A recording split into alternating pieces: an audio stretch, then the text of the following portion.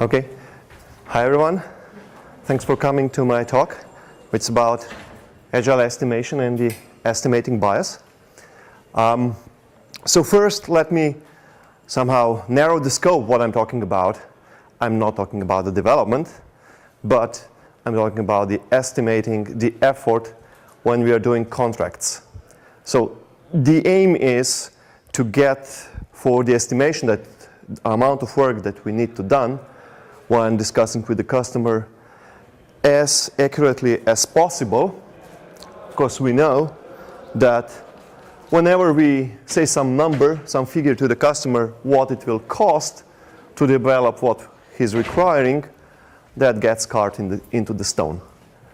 I have personal interest in that topic because I'm the one in the company that's discussing with our customers what it will take, what it will cost to actually deliver what the customer is asking for. So the problem, the basic problem that we are all familiar with is that what we are actually trying to do is predict, foretell something that we really don't have any clue about it. We are dealing with a very complex system. We are basically doing the best guess.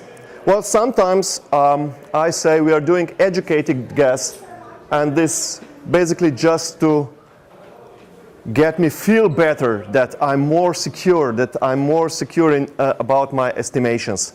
Nothing really else. Because end of the day, what actually is going on is that whatever number we spit out, whatever we tell the customer, it's always wrong. And it's not about something that we would be really bad at our estimating. It's something that I'm trying to tell with these slides. The estimations always become commitments. So this is the real source of the problem. We're discussing all the time, so what it will take for you to develop me that and that sort of functionality, 3 months, whatever. The minute you say out loud your estimation, it becomes a commitment. It's not estimation anymore, it's a commitment. It gets carved into the stone and you have to stick to it.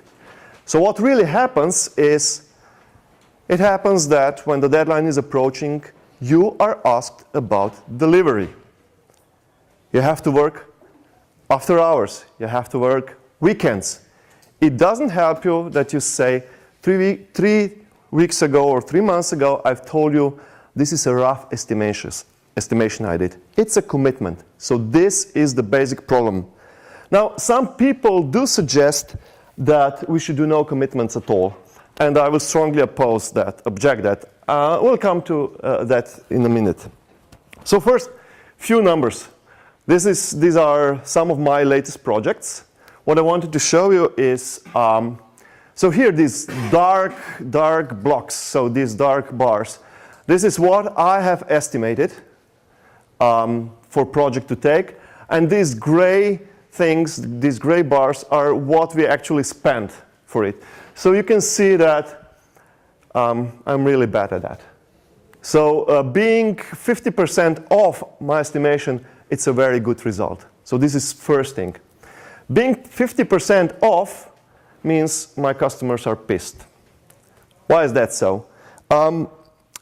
I found out that approximately 8 to 10%, going 8 to 10% over budget, is the psychological boundary where the customer says, that's enough, I will pay no more.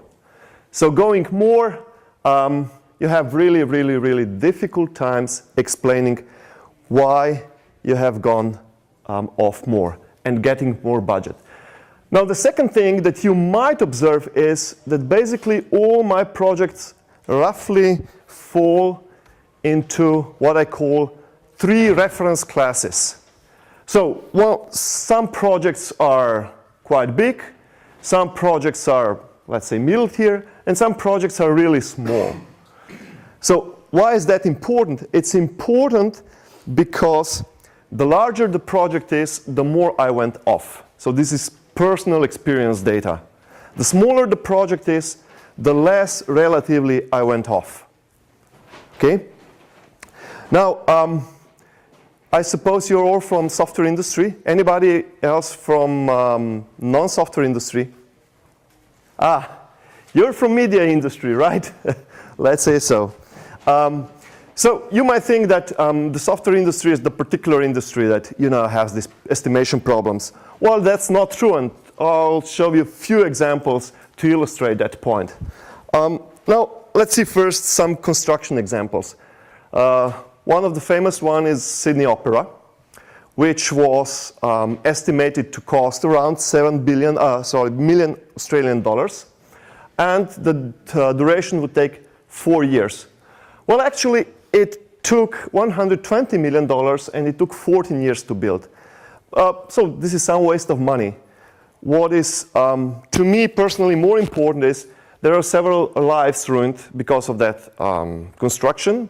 The chief architect, the chief engineers, and so basically the chief initial crew, basically their lives were personally ruined. They didn't die, but I mean they never get back again after that fiasco.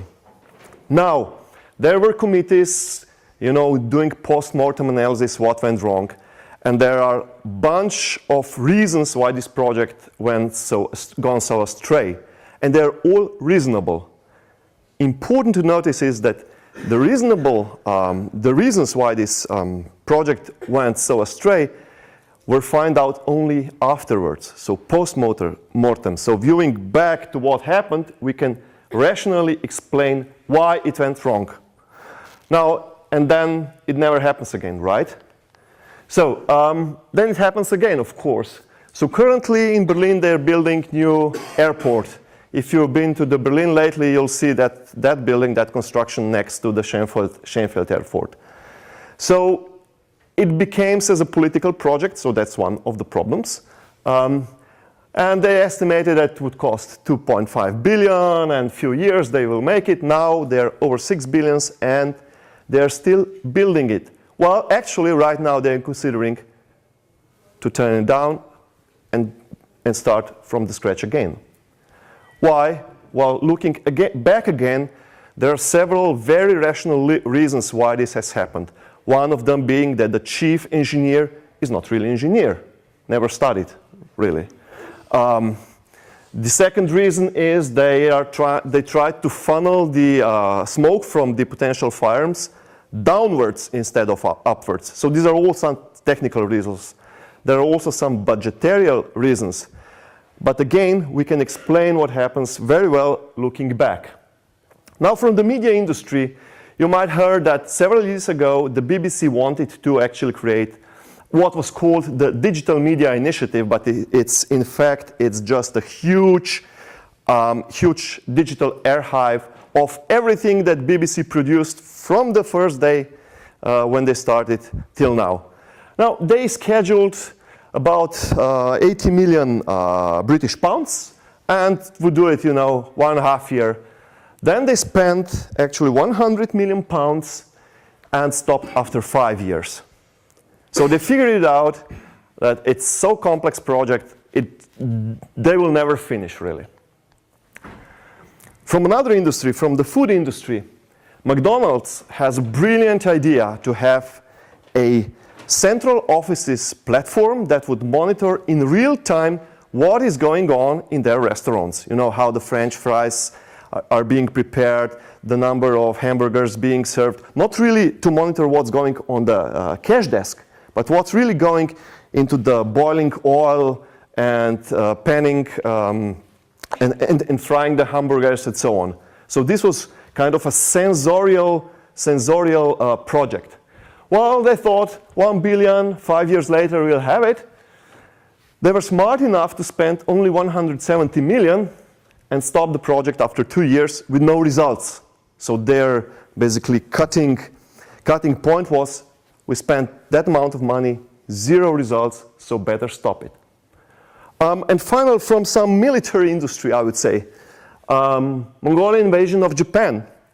What the Kublai Khan thought was, put the army of 40,000 together, some vessels, 900 vessels, ship them off to Japan and invade Japan and conquer it. So that's it. Now, what really happened is The cost of that project was 30,000 men, approximately 300 to 400 warships, and the project was abandoned after initial attack. So if you're familiar with the story, you know what happened. Anyone knows what happened there? Storm. It was storm. It was the typhoon that shipwrecked everything. So some kind, let's call it supernatural whatever forces. So some divine intervention, that would Japanese say. What I want to point it out is, although all the projects, look very, very nice, from our standpoint when we are now, they all basically gone astray. Some because of our human mistakes, some because of interventions from the outside.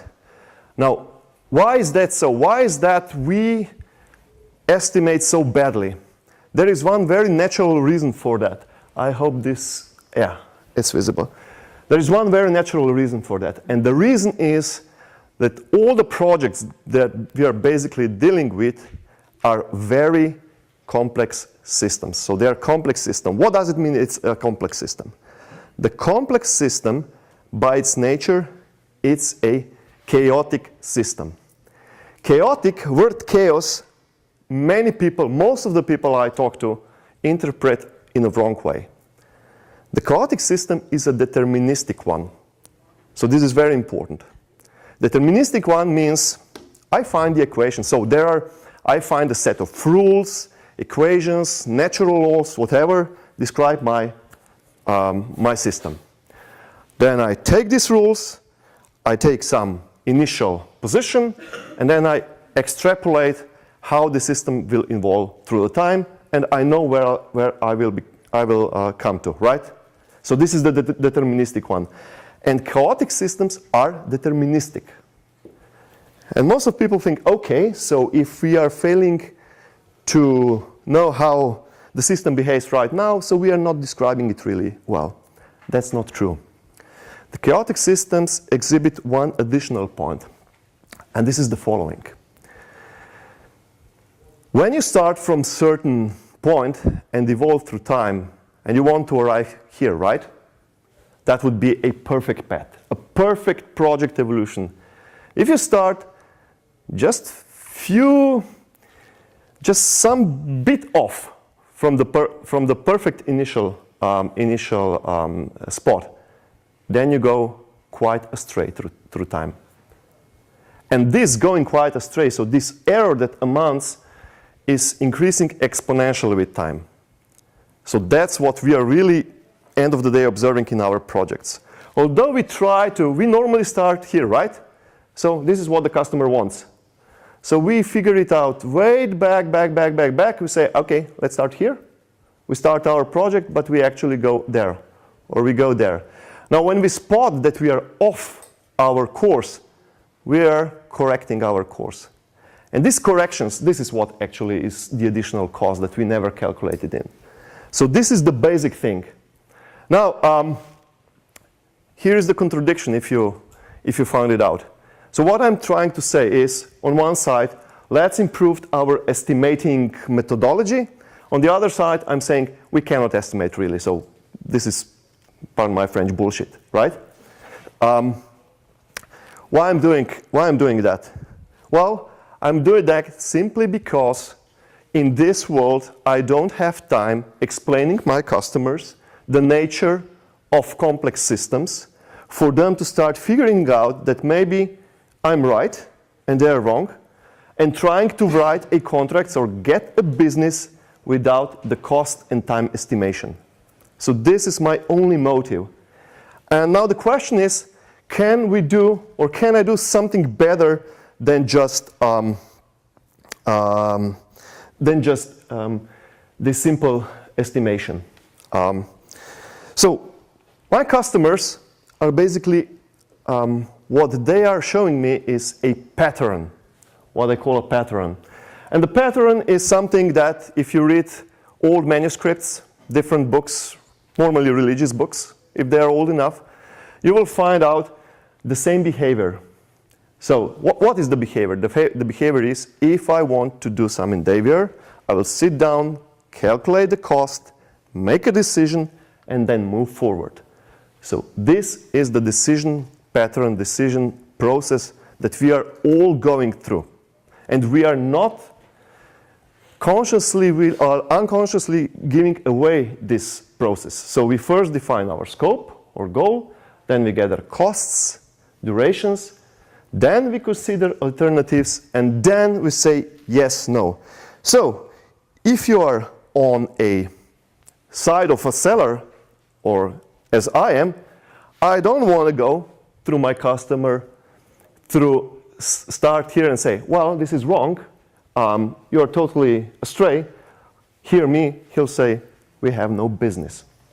Now, what would be the next thing to do? Well, the next thing to do would be look at the current estimation methods that we have. So roughly, we can divide estimation methods along 3 lines, I would say. One line is being time, actually, that we put into the estimating, time spent to estimate. The other line being whether we estimate as individuals or groups, and the third line, whether we estimate bottom-up or top-down. So what I claim is, and this is basically the key of my talk, is that while Agile is basically in this area, so group estimation, basically top-down, and a little time to estimate, I claim that we should stop doing group estimations, going for individual estimations. That's number 1. And number 2, which is basically a consequence of this, we'll see it later, is that we should do something that's called class reference forecasting, or to put it simply, force ourselves to see for our past experience and do our estimations based on our previous past projects. So,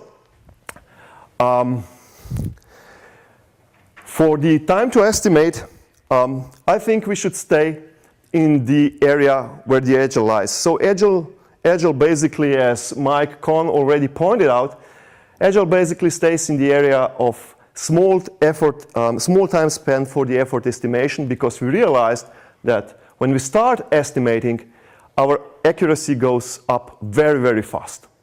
Then at some point we reach the plateau, and what it follows is what some people say, paralysis by analysis, right? So we figure out feature by feature, atom by atom of our solution, and we don't get anywhere. Now, let's go to some real stuff, some, I would say, psychology studies. There was a guy, well, actually 2, Kahneman and Tversky, way back, 40 years way back. They were doing research. They were hired by US Army with one simple goal. Do a research how people behave in complex, stressful situations. How do they, decision-making process. The Army actually wanted to find out how this works and find ways how to improve it. Well, the goal is obviously simple. Let's make our soldiers more decision aware, so better decision-making process, and win the battle, win the war, right? So what they find out is that judgment processes or judgment errors are actually systematic rather than random. So the people actually do have some hidden bias in their decision-making process, rather than they're confused by data, by surroundings, by systems. And what they also found out, that estimators are always over-optimistics. Always, never pessimistics. So these are 2 important things. What they actually said. They found out some sources of the what they call estimation bias. I list here 5 of the sources that I find most important and something that we can really work on. So the first source of the estimation bias is interests. The second is the motivation. Then it's focal, anchoring, and social team bias. And I'll briefly describe all of the 5 to understand what we can improve and what we cannot improve. So first, the interest. The interest is just another word for lying, right? So I'm basically a salesperson. I want to sell you something, and I hear what you're saying. I know that I don't have it. I know that I cannot do it, but my bonus depends on the numbers. So I figure out, okay, let's try to nail this down. Let's get the contract signed. Then the development department will figure out what to do with it, and I'll be taking my bonus anyway, right? So this is basically lying. So it really depends on person, how far do you want to go, how far into gray area you want to go. But there is a simple countermeasure how to swipe away or at least diminish that bias. The thing is that what you have to do is you have to basically monitor the stakeholders. So, sorry, for the stakeholders you have basically two categories. Whether the stakeholders have power, like your CEO of the company that is your customer. The CEO has the highest power, right? And some developer has the lowest power. Then the interests that you're entering the project. I, as a salesman, would have a high interest to do a sales, right? And my developer would have a low interest, really, to do, for example, all the features. Would have high interest to have very interesting features. So what you do is, those people that have high interest, you have to basically do frequent cross-checks on them. So whatever they say, do some cross-checks with some other credible sources. With people that have low interests, basically you verify them for consistency. For example, if I come to you and say, that unit, so the total production cost for that unit costs $100, right? And you note it down. 2 months later, I come to you. You know what? We have some raise in our cost, so this total production cost unit costs $120. You should actually challenge me. What happened in between? Did some materials got more expensive? Did all go up? What happens? If nothing happens, there is something wrong. So this is verification for consistency. And the third one is the most dangerous one. So you have a guy that has a high power and has high interests. And for that, there is no other way as managing him very, very closely. So closely means, from my experience, on daily or weekly basis. Talk to the guy, talk to him, feel about him, see if there is a trust or there is not a trust. So this is about interests, right? Lying. Then there is a motivational bias. Motivational bias, it also seems very simple to overcome because motivational bias is normally induced by the managers. So here is one example. We are doing a project, manager walks in and says, we have to cut the implementation time by 15%. If you find a way to do it, I'll give you 20% bonus. So why is that motivational bias? What do you think would be an answer of the product guy that's doing the product after 1 week? Hey boss, I find a way. I finally figured it out. You say, great, let's move it on. And you don't check what's really on. Maybe he just made it up. You get 20%. So if you just stop here at that point, then it's not motivational bias. In the first part, you're saying out the objective, right? The goal. What you should do. In the second part, you are motivating your guy in the wrong way. And you're inducing the bias. So this should basically be some training involved. And hopefully you overcome that kind of biases.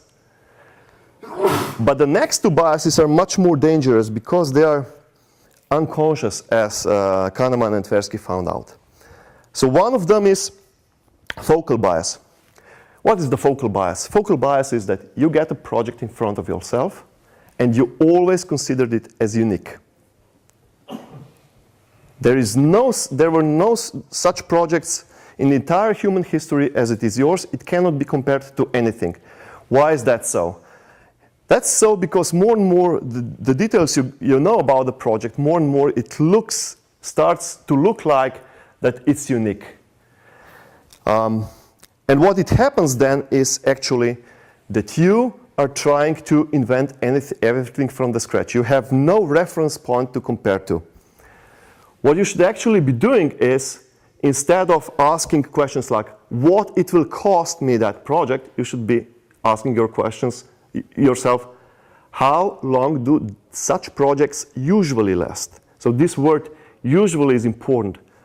What do they usually cost? This immediately refers you and drives you somewhere where that you think about the other projects.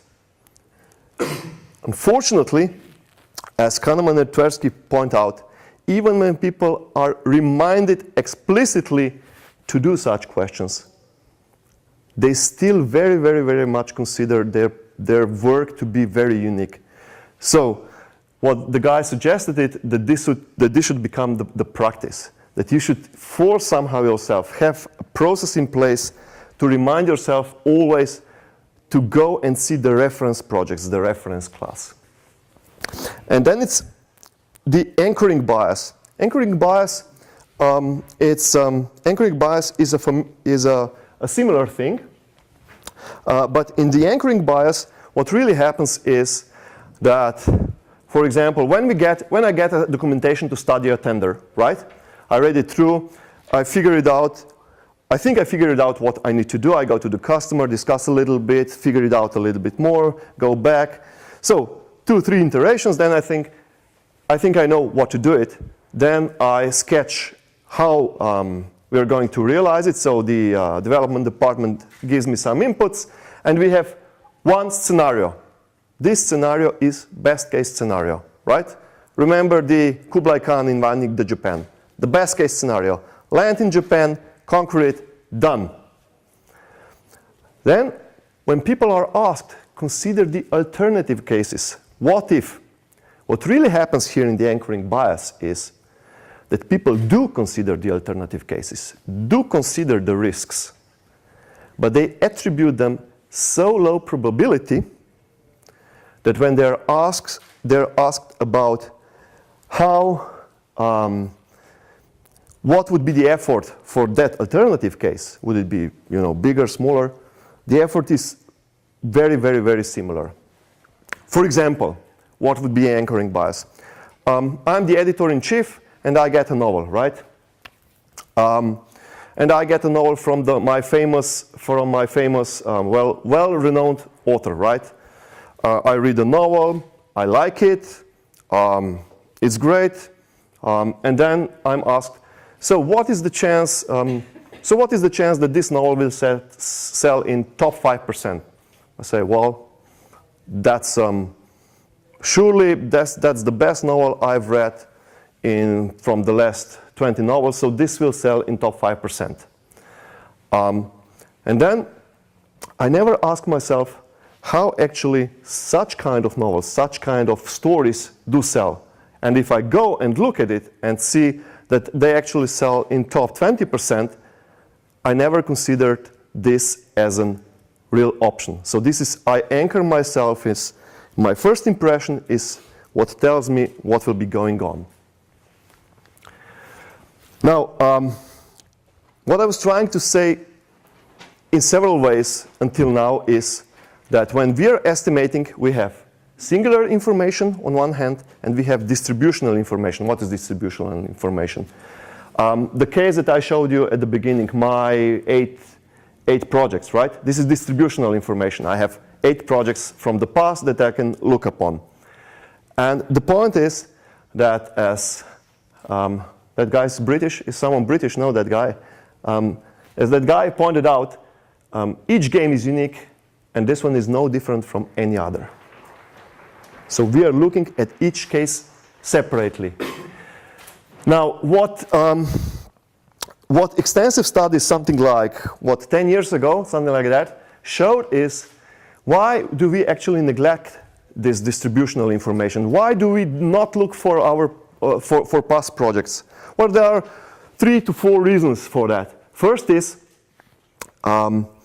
when when they revealed, when Biller and his collaborators examined the recordings of the sessions or of the planning sessions, what they find out is that 70% of time people were saying the words that are directed toward future when they were planning. So they were not reflecting back. So you are scheduled a task to plan for the future, so you do that. And that's revealed in the thought process. And even when they were explicitly reminded to go and look for the past experience, they didn't do so. So we don't know reason for that yet, why we are doing so. But the fact is that we are working that way. So we are doing so. And one of the things that we are speculating is the reason is that when I'm asked to go and find similar projects, the similar projects are projects that I have taken part in. So the things that I know. I can compare only the things that I know something about, right?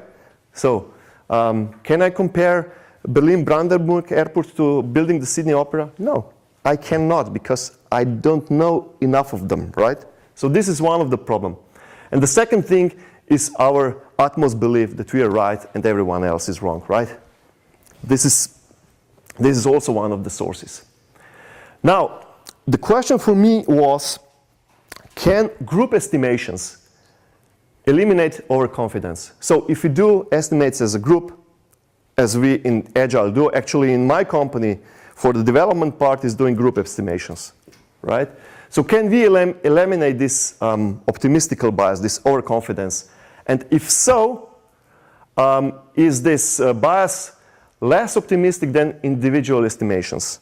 Well, unfortunately, my answer to this question is no. And there are three reasons for that that were found out in the psychological tests. Normally, these tests are composed in very similar manner. Normally, they involve students, right? Normally, they are students of psychology courses, and they do their tasks with some goal, something like putting the puzzles together, writing the paper as a group, etc., etc. It doesn't really matter. But what the people actually studied was the group dynamics. The first thing is, when you start discussing the thing, it's not the best argument that wins, but it's the best rhetoric.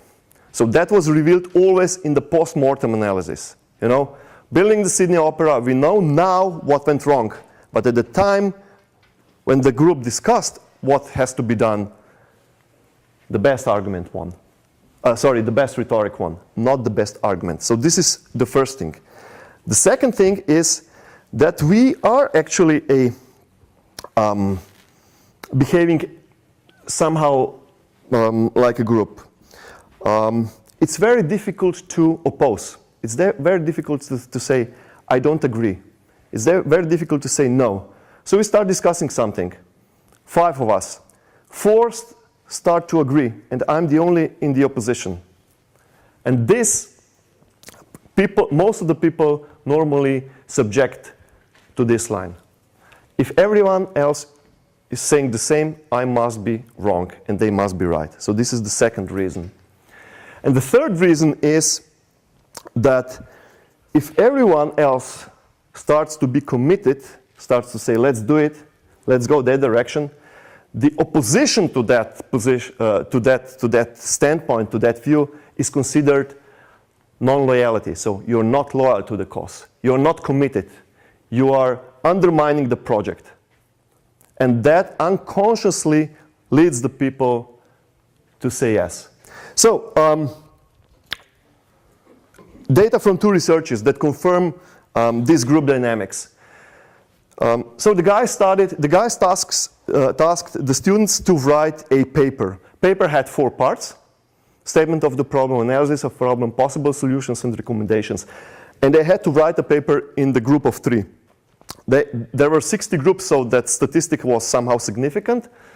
And they asked each of them before, when they explained them what is to be done, they asked each of them what time would it take to finish a certain task. So they say, well, we'll have clear statement of the problem about 31 days, analysis of the problem about 36 days from the start and so on, and we'll finish about 45 days from the start, right? Month and a half. Then they brought the people together in the groups of 3 and asked them to discuss the whole thing, right? The whole problem. And then the group started to predict. And what the group predicted, quite lower numbers than individuals. That is the first thing to notice. And then they actually measured what was the result. And the result, the end result was catastrophic, you know? You see, to have a clear statement of the problem, people say, well, in 1 month we'll have it. Actually, it took almost 2 months, right? But what is really important is the group predicted quite worse than the individual.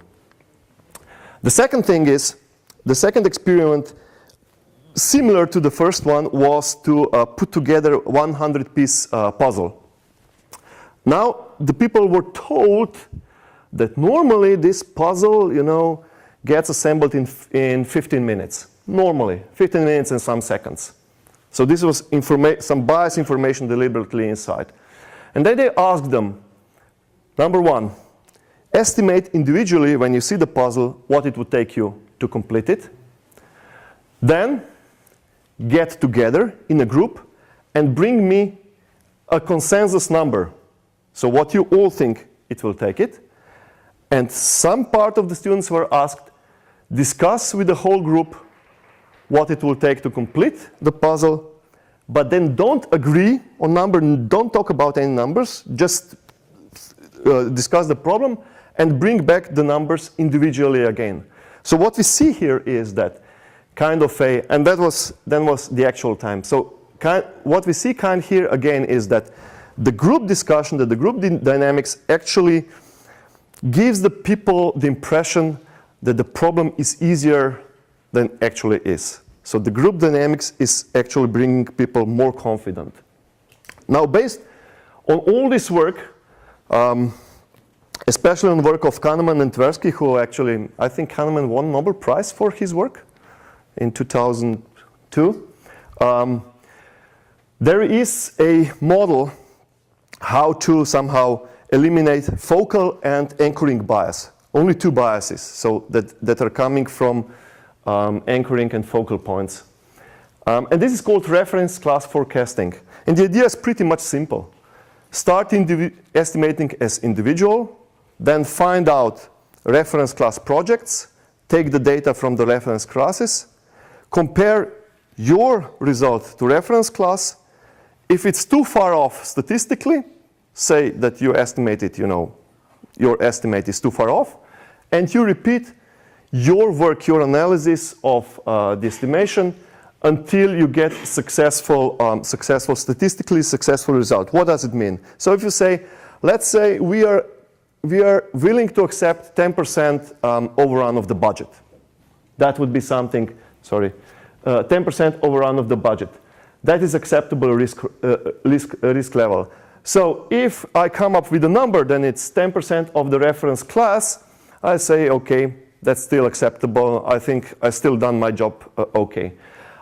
This methodology was tried out in several projects, and it seemed that it works okay.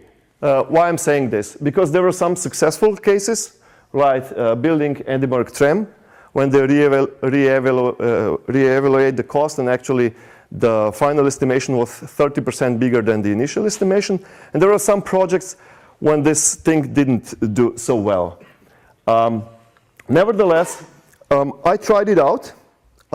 Here you have to be careful. I have to do a warning. I tried it out on 2 projects now, and it worked for me.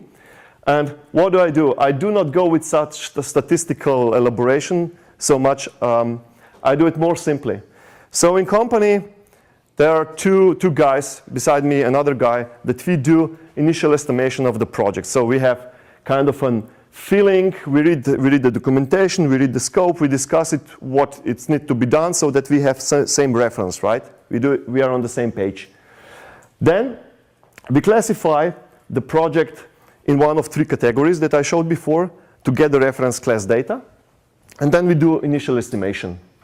Then we compare this estimation to our previous experience, to our projects, and we correct the number we got in initial estimation for the factor that actually fits to our previous experience. So basically what I do, if I estimated 100, the project will cost me 100,000 euros, and normally I see from the reference class that I should be 30% higher, I just multiplied it by 30%, that's it, right?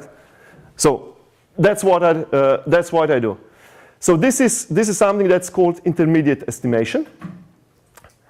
Then we both go together, we compare our numbers. If we are something like 10% off, we repeat, but just once, we repeat intermediate estimation. If we are less than 10% off, we just take the minimum value as a true value. Why do we compare values? We compare values simply because if two evaluations are more than 10% apart, it might be that one of us forgot something to be included. So we have to go back and to check. So and then the average is taken. And what was the outcome of such, And what was the outcome of such process? So here it is. For the last two projects, we estimated, so this was our initial estimations, then we corrected something, and then was the actual realization. So we are about 5% off. It goes, so this case was, I think this case was 8%, and this case was 5% off. So it's better than it was before. We will continue to do that. Whether it really works, it will show only after we gather some substantial amount of data like here. Especially what we need to do is we get to hit it on the really large project. So that would be all. Thank you very much. If any questions, you're welcome.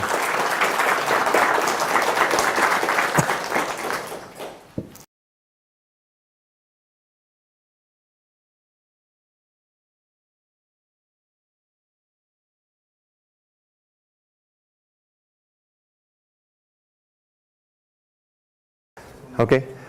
Hi, everyone. Thanks for coming to my talk. It's about agile estimation and the estimating bias. So first, let me somehow narrow the scope of what I'm talking about. I'm not talking about the development, but I'm talking about the estimating the effort when we are doing contracts. So the aim is to get for the estimation that amount of work that we need to done when discussing with the customer as accurately as possible, because we know that whenever we say some number, some figure to the customer, what it will cost to develop what he's requiring, that gets carved into the stone. I have personal interest in that topic because I'm the one in the company that's discussing with our customers what it will take, what it will cost to actually deliver what the customer is asking for. So the basic problem that we are all familiar with is that what we are actually trying to do is foretell something that we really don't have any clue about it. We are dealing with a very complex system. We are basically doing the best guess. Well, sometimes I say we are doing educated guess, and this basically just to get me feel better that I'm more secure, about my estimations. Nothing really else.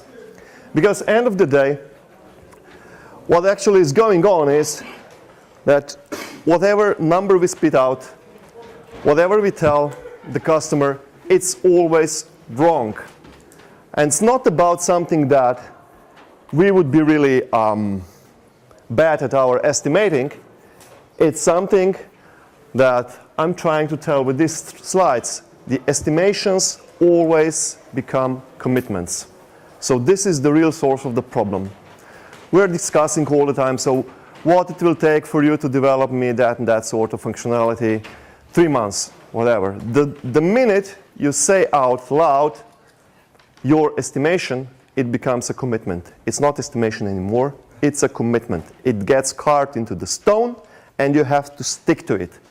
So what really happens is, it happens that when the deadline is approaching, you are asked about delivery. You have to work after hours. You have to work weekends. It doesn't help you that you say, 3 weeks ago or 3 months ago, I've told you this is a rough estimation I did. It's a commitment. So this is the basic problem. Now, some people do suggest that we should do no commitments at all. And I will strongly oppose that, object that. We'll come to that in a minute. So first, few numbers. These are some of my latest projects. What I wanted to show you is, so here these dark blocks, so these dark bars. This is what I have estimated for project to take. And these gray things, these gray bars, are what we actually spent for it. So you can see that I'm really bad at that. So being 50% off my estimation, it's a very good result. So this is first thing. Being 50% off means my customers are pissed. Why is that so? I found out that approximately 8 to 10%, going 8 to 10% over budget, is the psychological boundary where the cost estimated to cost around 7 million Australian dollars, and the duration would take 4 years. Well, actually, it took $120 million and it took 14 years to build. So this is some waste of money. What is, to me personally, more important is there are several lives ruined because of that construction. The chief architect, the chief engineers, and so basically the chief initial crew, basically their lives were personally ruined. They didn't die, but I mean they never get back again after that fiasco. Now, there were committees, you know, doing post-mortem analysis, what went wrong, and there are a bunch of reasons why this project gone so astray, and they're all reasonable. Important to notice is that the reasons why this project went so astray were found out only afterwards, so post-mortem. So viewing back to what happened, we can rationally explain why it went wrong. Now, and then it never happens again, right?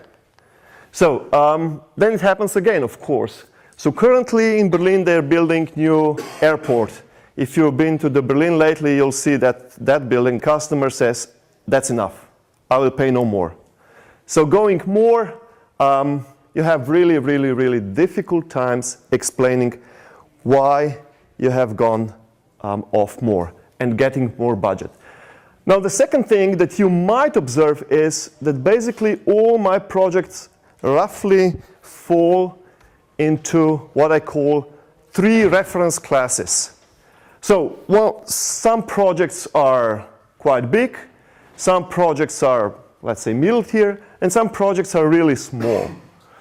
So, why is that important? It's important because the larger the project is, the more I went off. So this is personal experience data.